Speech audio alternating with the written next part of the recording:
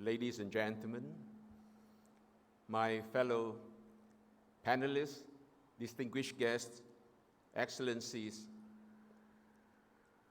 ladies and gentlemen.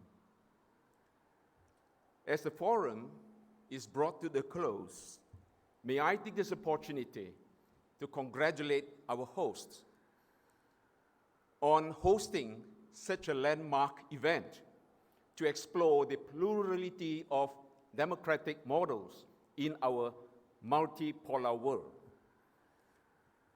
Ladies and gentlemen, after 2 long days of deliberation and presentation, I presume at this hour, nobody would ever deny that democracy is a shared asset, shared value of humanity.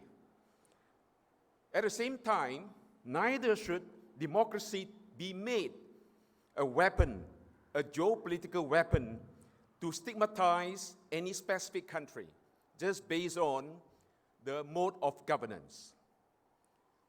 Democracy makes a relevant parameter for global governance. Nonetheless, there has never been a single model of democracy that suits all nation states, and this has been repeated by many speakers. The model of one size fits all is impossible. At the same time, ladies and gentlemen, neither would democracy serve as a panacea for addressing all challenges and problems in hand. Be that as it may, over the years, as the international community has generally accepted the definitions and norms of political systems propagated by the West, the Western model of liberal democracy has thus been made the sole benchmark of democracy, where universal suffrage and a multi-party, one man, one vote electoral institution have been touted as the cornerstones of democracy. Ladies and gentlemen, with the hegemony of global discourse power in hand, the West has successfully monopolized the right to interpret democracy worldwide. And this made the world an easy target of the West's weaponization of democracy. Time and again, regime change has been instituted against the administrations deemed undesirable to the West in the name of championing democracy. Sovereignty is ruthlessly overrun, though under the prevailing United Nations Charter-based rules, no single nation has ever had the carte blanche to impose its desired norms and policies on others with whatever justifications. Ladies and gentlemen, as democracy is a relevant parameter for global governance in the contemporary world, it is only fair that people's aspiration of a nation be granted with due respect by others in determining its own mode of governance.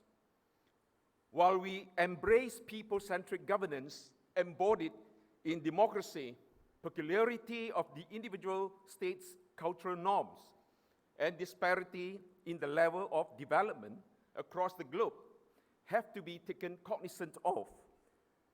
Indiscriminate duplication of the electoral institutions professed in the West does not guarantee the success of democracy elsewhere.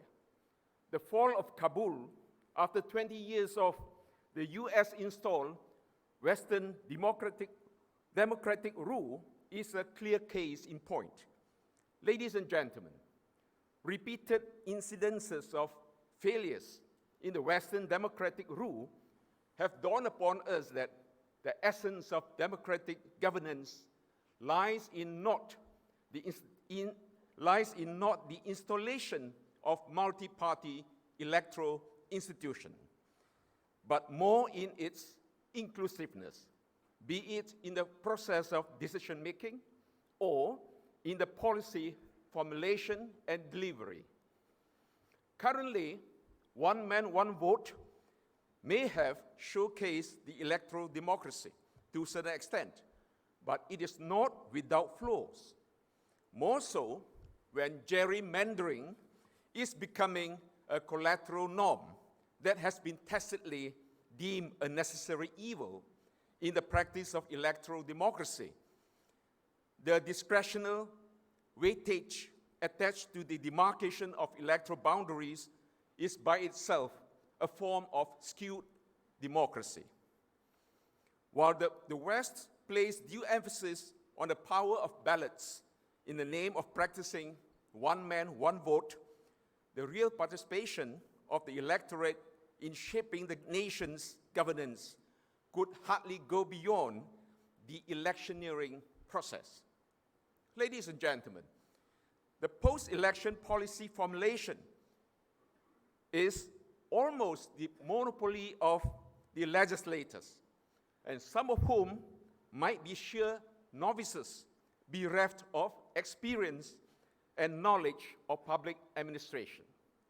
After all, populism is now the key determinant in any multi-party election, while meritocracy is unabashedly compromised. Having been deprived of the opportunities of participation, the electorate has more often than not had their aspirations ignored in favor of the partisan agenda, thus making the governance very much partisan-centric and not people-centric. This explains why, in many instances, legislators of some Western democracies choose to lock horns over petty partisan matters at the expense of the people's well-being and the taxpayers' monies. Filibuster in the American Congress is one of the glaring examples. By so doing, ladies and gentlemen, legislature is reduced to a mere theater of partisan power play, disconnected totally from the people at large. And on the other hand, ladies and gentlemen, the West, through its overwhelming dominance of international media, has never ceased to portray China as an autocratic state devoid of a Western-style multi-party electoral system. And at the same time, they find fault in the absence of a check and balance mechanism. Yet, the West appears clueless as to how a purportedly authoritarian government could ever command an overwhelmingly high level of public trust, public support for decades. A survey report, as was cited by one of our speakers this morning, titled, I quote, "Understanding CCP Resilience, Chinese Opinion Survey Through Time," unquote, released in July 2020, perhaps serves to puzzle the West further. Its author, Edward Cunningham of Ash Center for Democratic Governance and Innovation, Harvard Kennedy School, narrated in his finding that since the start of the survey in 2003, Chinese citizen satisfaction with government has increased virtually across the board, from the impact of broad national policies to the conduct of local town officials. Chinese citizens rate the government as more capable and effective than ever before. Interestingly, more marginalized groups in poorer inland regions are actually comparatively more likely to report increases in satisfaction, unquote. Ladies and gentlemen, of course, such a narration runs contrary to the predicted destiny of any authoritarian rule under the liberal democratic lenses. The sheer arrogance and prejudices of the Western political elites against anything alien or non-West have emboldened their resistance to any alternative form of democracy in the global political spectrum. A relevant case in point is a Chinese governance that has never been deficient of people-centric elements of democracy. But the West is persistently turning a blind eye to the inherent provision of consultation. I repeat the word consultation in the Chinese model of governance, which is in stark contrast to the norm of majority rule in Western-style democracy. Ladies and gentlemen, the Western-style democracy may appear to have latitude for dissent to a certain extent, but the end result of its decision-making process is winner takes all, regardless of the margin of majority. In contrast, the element of consultation dedicated to accommodating the minority views makes the Chinese model of consultative democracy even more inclusive in its outlook. Ladies and gentlemen, the high approval rating of above 90% in favor of the Chinese governance under the CPC rule, as was reported by Edward Cunningham in his survey, should rightfully be viewed as an overwhelming endorsement of the policy formulation and delivery system under the CPC. After all, in the practice of democracy, it's the choice of people that counts. Level of the people's confidence in the governance is the best barometric measurement of how well their aspirations have been met in their respective countries. This certainly appears more democracy compliant as compared to a mere form of electoral democracy in practice. President Xi Jinping said, "No system of governance is universal. No civilization is superior to another, and no one country can dictate to the world. The problem is the masters of war do not accept this. They brandish their exceptionalism, their manifest destiny. They brandish their system of democracy, which I shall briefly try to examine. They sail their warships around the world, threatening other people. They deploy their weapons and their military bases and their rhetoric of war and threats against others. Professor Sachs just quoted Aristotle and Confucius. Let me refer to the blessed Saint Augustine in his wonderful book, City of God, in which he describes an encounter on the high seas between Alexander the Great and a pirate ship. Ordering the pirate ship to halt, Alexander demands, "How dare you terrorize the waters as a thief?" And the pirate captain, who must have been very bold, answers Alexander, "How dare you terrorize the whole world, calling yourself an emperor and calling other men as you please?"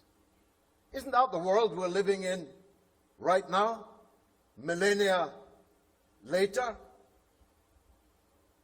You know, we have a surfeit of the form of democracy in Western countries, but a form which is increasingly devoid of the content of democracy. I speak as a six-term member of the British Parliament, which likes to call itself the mother of parliaments. Almost 30 years I sat in an august hall with lots of flummery and wigs and rules and regulations. But what is the achievement of that democracy? We have a saying, I'm sure you have it too.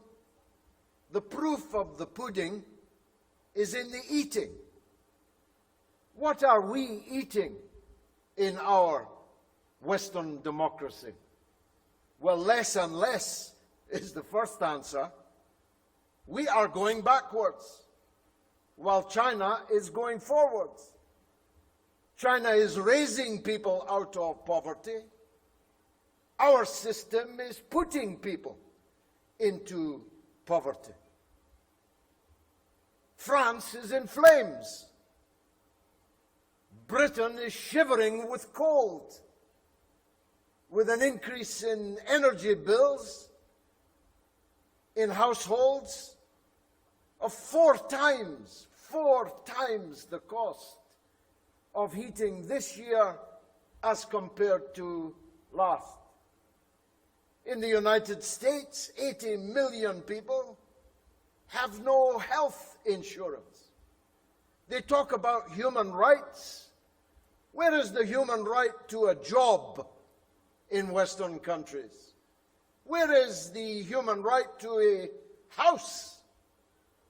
Ask the growing numbers of people living in tents in San Francisco and in many other parts of the United States. Where is the human right to health?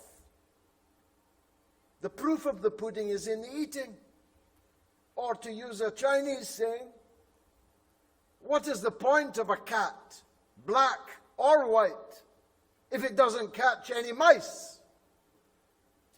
Your system is the one that is moving forward. Therefore, to what extent is our democracy superior to yours? Because we have the form of elections.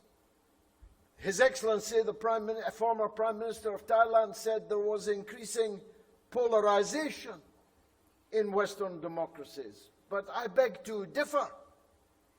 Actually, in Western democracies, we have two cheeks of the same backside,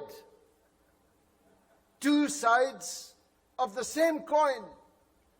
Sure, you can vote for this party or that party, but both parties stand for the same thing. Camaraderie, respected comrades and friends, in a truly fair, free and peaceful world, democracy takes many forms of expression, not only one. I believe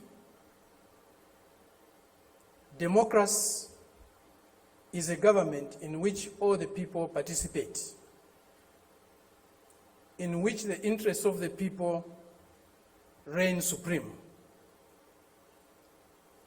in which their country's sovereignty, their country's honor is at the top.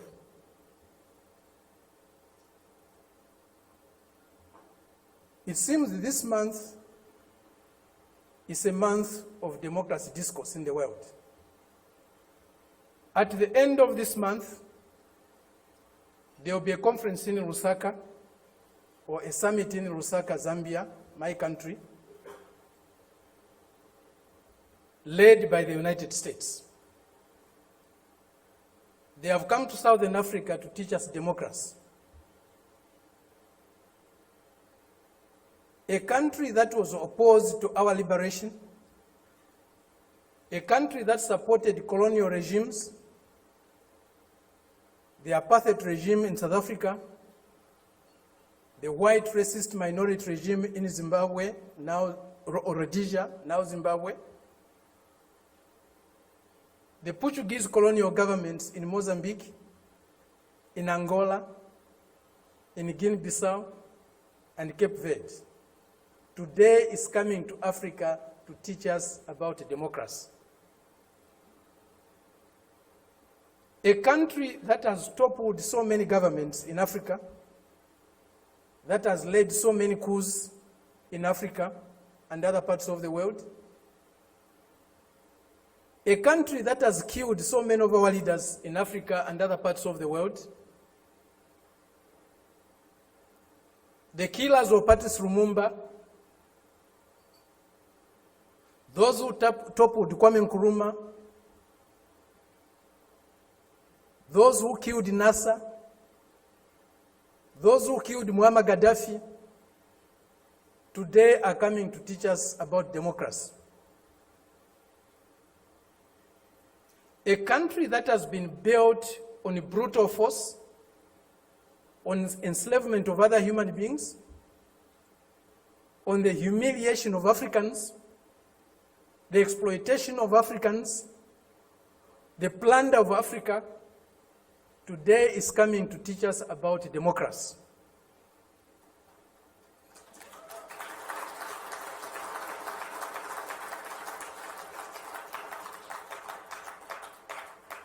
That's the arrogance, the imperialist arrogance, the racist arrogance that we are subjected to. We cannot have democracy where there is hegemony of the strongest, mightiest imperialist power. We cannot have democracy where a country's resources, a country's decisions are dictated to by another country. A country that is dominated by another country cannot be democratic. A country that lacks sovereignty cannot be democratic. A people that cannot decide for themselves cannot be democratic. A colony, a neo-colony cannot be democratic. That's why today, even at the United Nations, membership is on the basis of sovereignty. Only sovereign nations can be members of the United Nations, because only sovereign nations can decide for themselves. A colony cannot be a member of the United Nations. It's not by accident. It's not a mistake. If you have no respect for the dignity of others, if you have no respect for the sovereignty of other countries, you cannot claim to be a champion of democracy. They used to say, all roads lead to Rome. Today we can confidently say, all roads to progress, all roads to what is better for humanity leads to Beijing.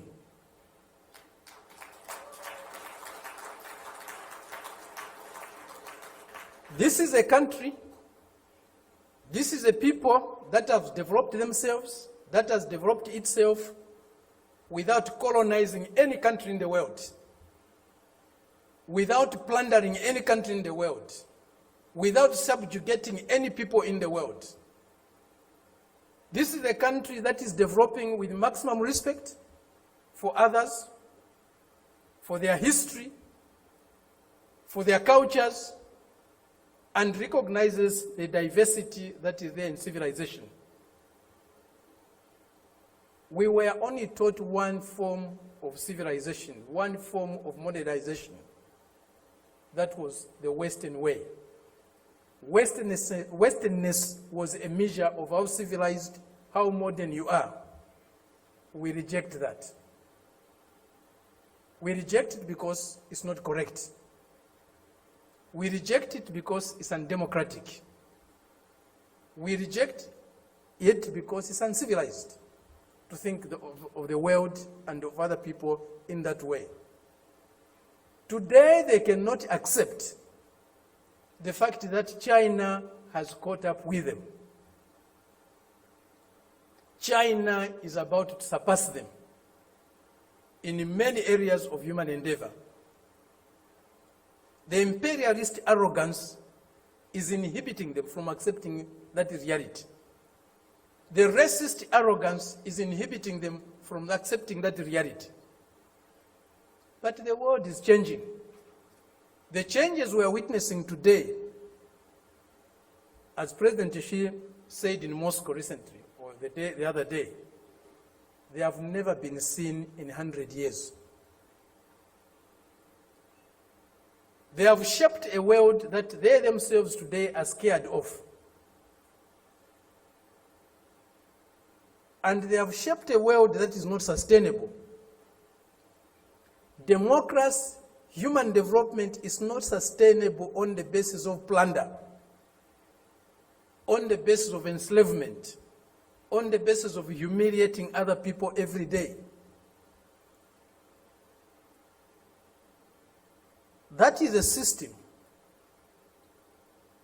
we are seeing today, a system that will not survive if plunder is eliminated, if subjugation of other peoples, other nations is eliminated, if inequality in the world is eliminated. That system will disappear. The only system that you can survive and can endure for long is a system that is based on mutual benefit, win-win relationships, mutual respect for others, accommodation and tolerance of others, and fraternal love for all humanity. Past 4 decades since China's open door and the reform, right? Worldwide, China is one of the most successful states, if not the, in achieving simultaneously 3 sustainabilities. First, China has achieved sustainable economic development. When I was a university student, right, at the Beijing University here, and China was so poor, that time China's per capita GDP was below, less than $300 US. But today, China's per capita GDP is 30,000 US, right? In such a short period of time. And at that time, when I read English literature, there was a term called middle class. I even did not understand what middle class means. I had to check a dictionary. But today, China has like 400 million middle class, right? In such a short period of time. Most importantly, like our last gentleman mentioned, Chinese government, China was able to help more than 800 million people out of absolute poverty. Well, all those figures are really, if you look into the history of world economic history, all those figures point to all different kinds of miracles, right? So sustainable economic development is very important. Like if you're a Marxist, you believe economy is important, is the base. We have witnessed. If the economy is good, whether you are democracy, non-democracy, people will be happy. If your economic becomes so bad, whether democracy, not democracy, people will not be happy, right? So don't overemphasize this democracy. Second, China has achieved sustainable social stability. That's very important. Well, many Western countries, like the United States, British, right? They also achieved in the past 4 decades, has a reasonable good economic growth, but their society now become unstable. The rise of populism, right? Many people follow poverty level, right? Like in the United States. Well, the proportion of the United States, the middle class proportion of the United States, it's an amazing story, the decline, the shrinking of the size of middle class. Until the early 70s, the size of U.S. middle class was still about 60 to 70%. But today, U.S. middle class, shrunken to like 50%. That's why that provided the base of the rise of populism in the United States. But China, of course, globalization also affects China's income inequality. Inequality actually, and also is very, very, very serious But nevertheless, the Chinese government is a government which is deliver its economic good to people, as I mentioned, more than 800 million people out of poverty, absolute poverty. That means China has achieved basic level of social justice, or basic level of social justice. That's very important. That's the base for the stability. Then the third, sustainability is very important. That many Western scholars ignore, that China's sustainable institutional innovation, right? That's very important. That's China has the party system, that is the Communist Party-centered system. That system should have demonstrated its flexibility, sustainability itself. So when we talk about the modernization in China, I believe the Chinese Communist Party today is the most modernized political party in this world. Ladies and gentlemen, today we are seeing two global visions, two contrasting worldviews on how to take humanity forward. One presented by China, which talks of harmony, cooperation, connectivity among civilizations, and the other coming from certain quarters in the West, especially United States, which talk of conflict, clash of civilizations, confrontation.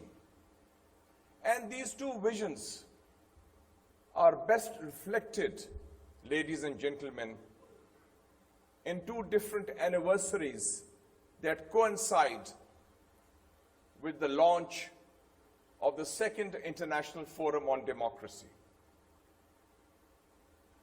The 10th anniversary of President Xi Jinping's Belt and Road Initiative, which has brought in 145 countries, many international organizations, and we from Pakistan are very proud of the fact that the China-Pakistan Economic Corridor, CPEC, has been one of the flagships, one of the pivots of the Belt and Road Initiative, which is about inclusivity, which is about win-win cooperation, which is about a community of shared destiny.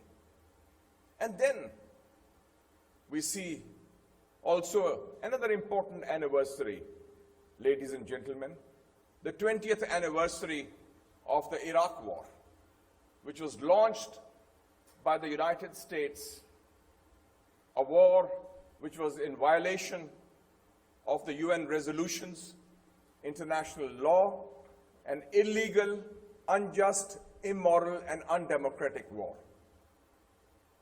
We are here in China today, and we have seen how China has progressed. And we see three major examples that we can learn from China in democratic development, in building a peaceful and prosperous future for its people under the leadership of the Communist Party of China.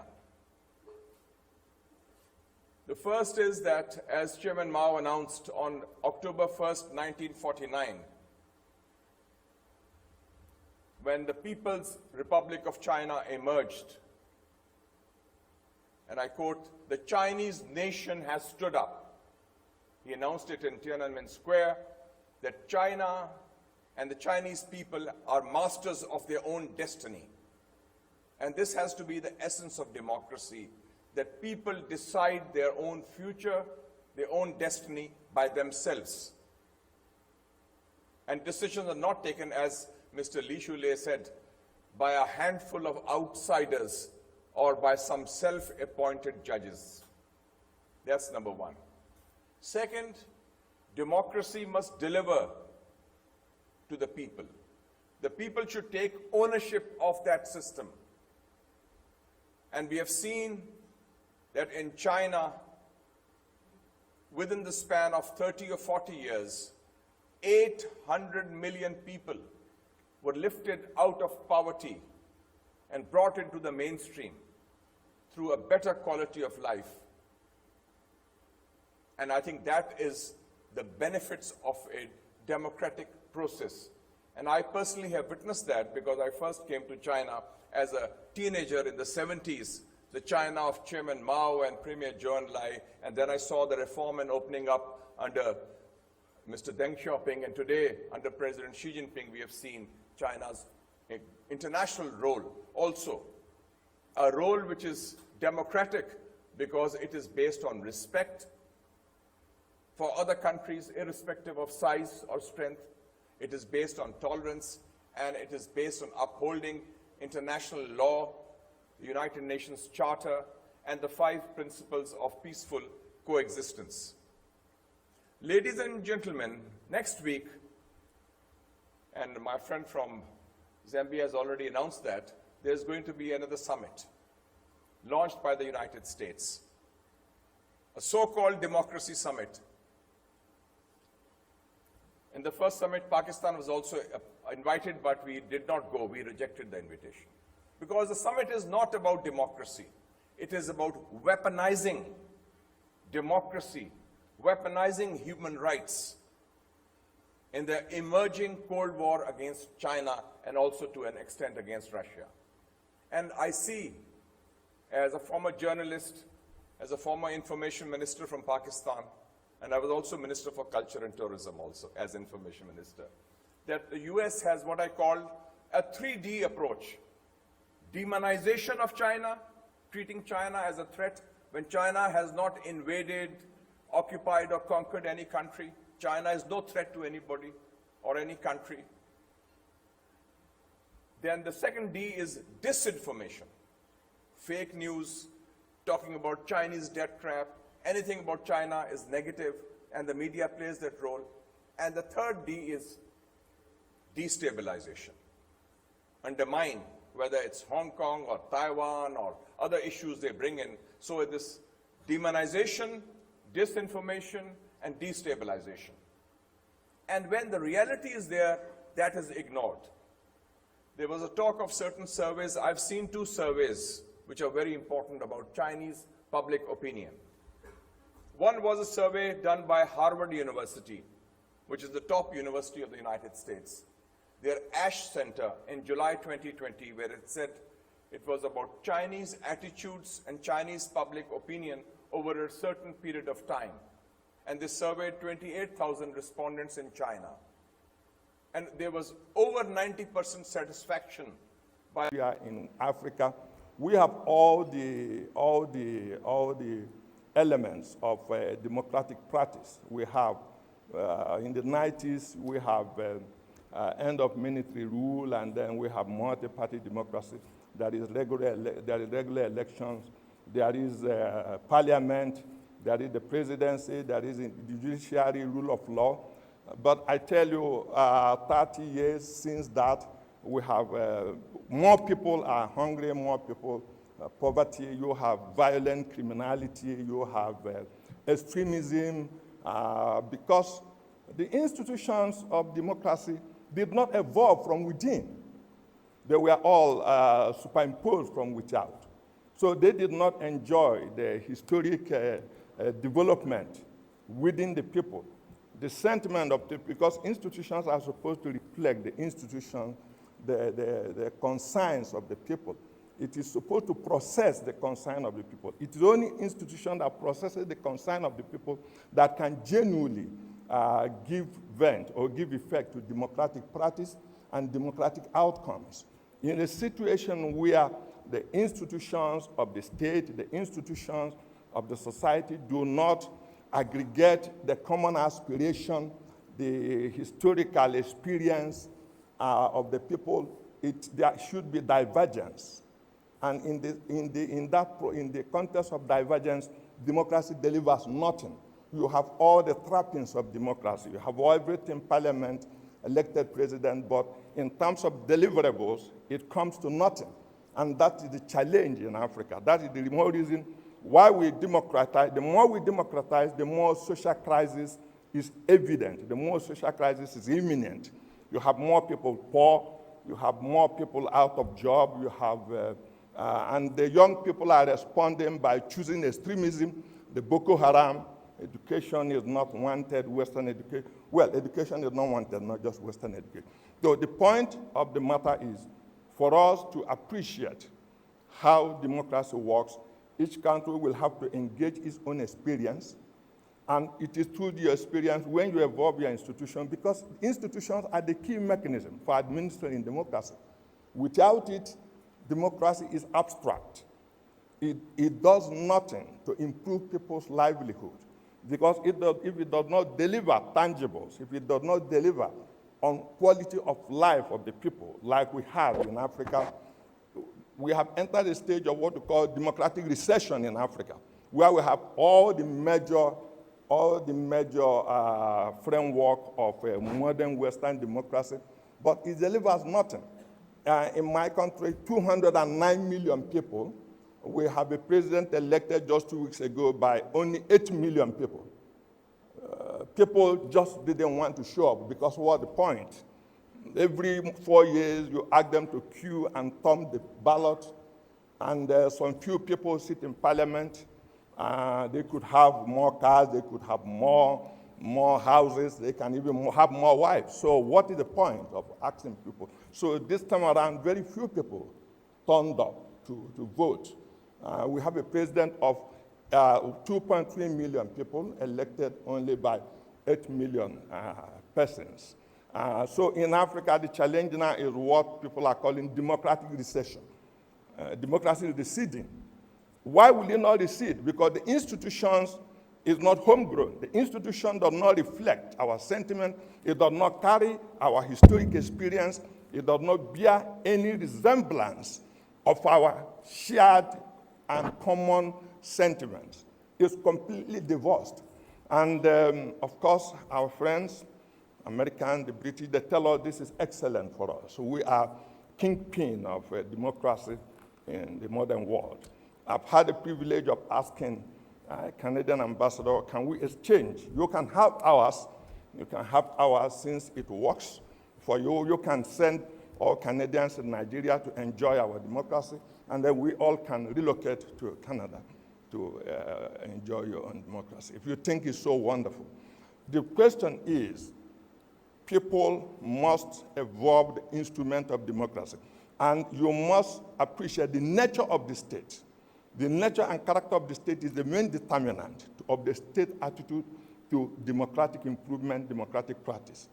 Even United States, of course, it is taken for granted that democracy, United States is the beacon of democracy. But people forgot it started with only property males, only heavily propertied males.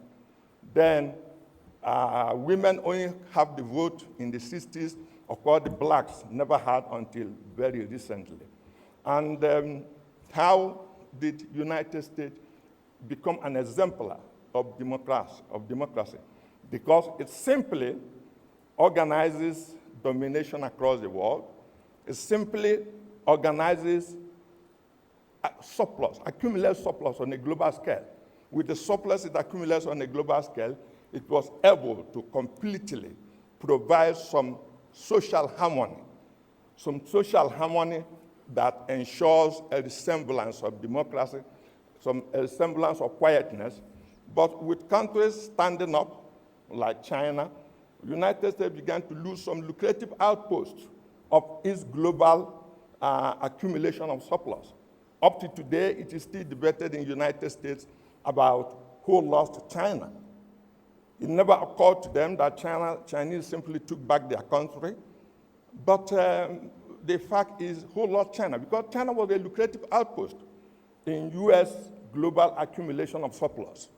And with the loss of China in their own words, the contribution to enhancing the harmony of US democracy got missing. The same thing with other countries. So the point remains that democracy for us in Africa has become a very serious challenge.